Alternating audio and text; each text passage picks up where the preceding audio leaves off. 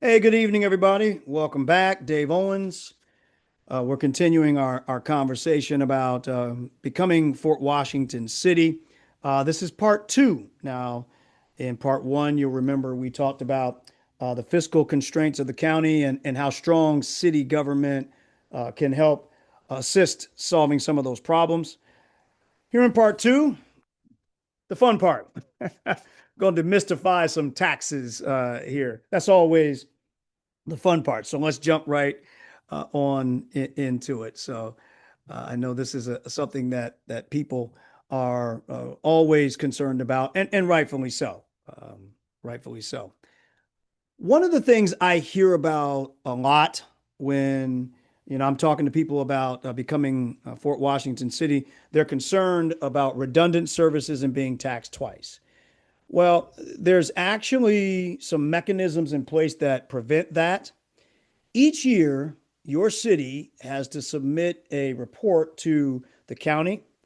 And in that report, they've got to identify not just the services that they want to provide for the citizens of the city, but also the level. So it could be 80% of public works and 52% of police and 10% of fire, et cetera, et cetera, et cetera. And then based upon that level of service, your county taxes get reduced. Okay.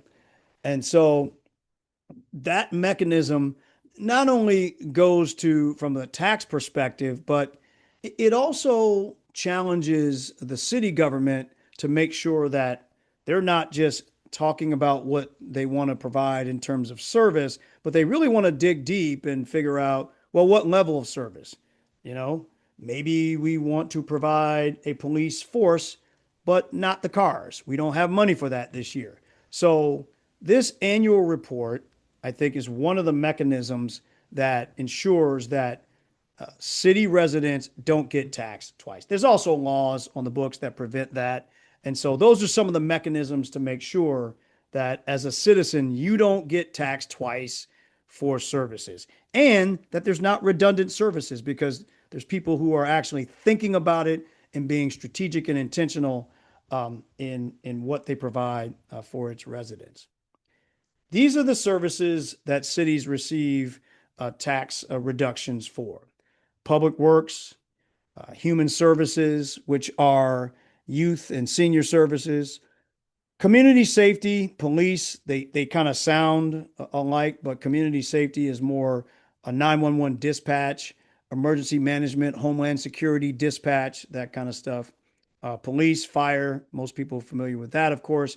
Environmental services is one of them that you receive a reduction for, and that's mostly animal control, and then library, and then street traffic and signal lighting. The ones that are bolded, public works, police, fire, those are the ones the cities get the largest tax reduction for. And thus, no matter where you go, big or small, most of the cities, big or small, will tend to have some semblance of public works and police. Those are the two big ones. And it makes sense. Those are expenses that the county has to dole out.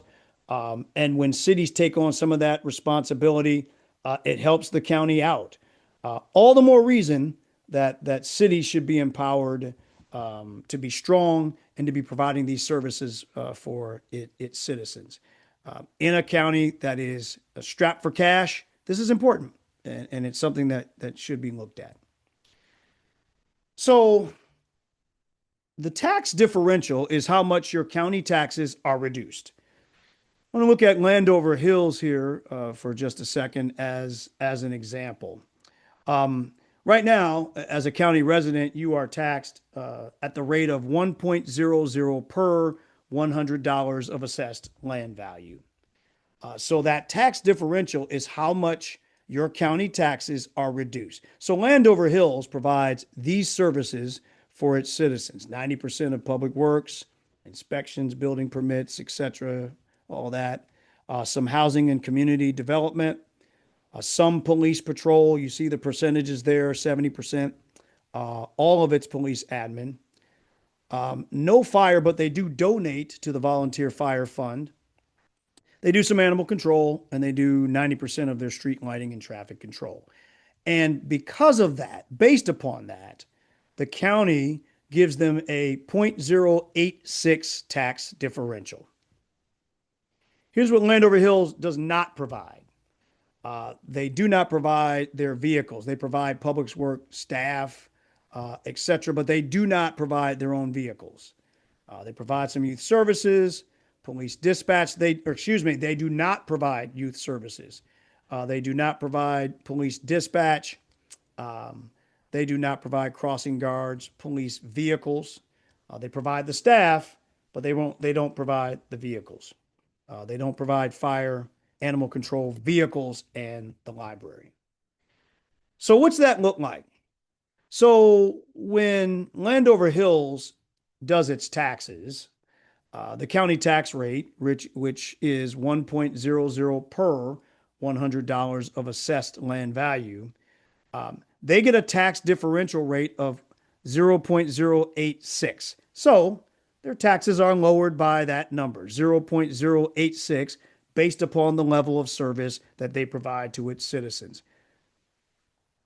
which then equals a new county tax rate of 0.9140 per $100 of assessed land value, which is pretty significant when you start to do the math.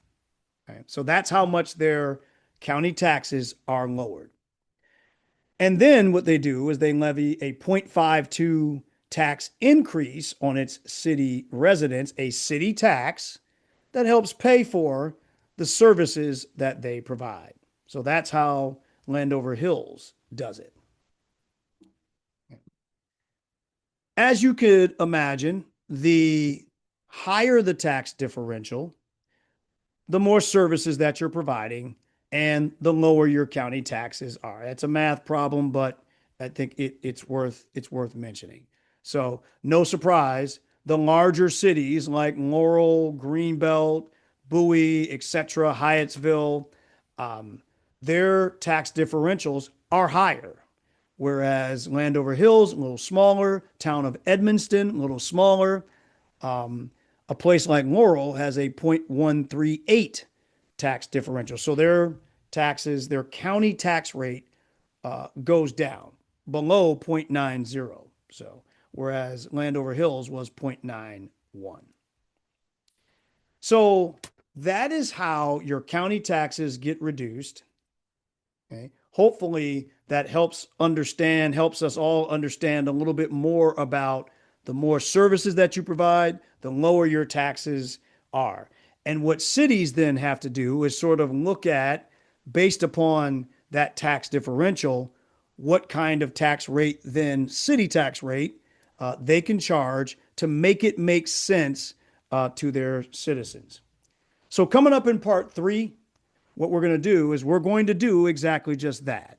We're going to get specific about Fort Washington. We're going to talk about what a Fort Washington city could look like. And based upon that, our tax proposal to the citizens of 20744, what that would look like.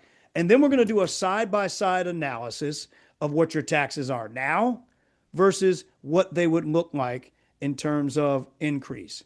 Some will decrease because we are proposing that if you are a senior, you won't pay these taxes. But that's coming up in part 3. Look forward to that coming down the pipe there.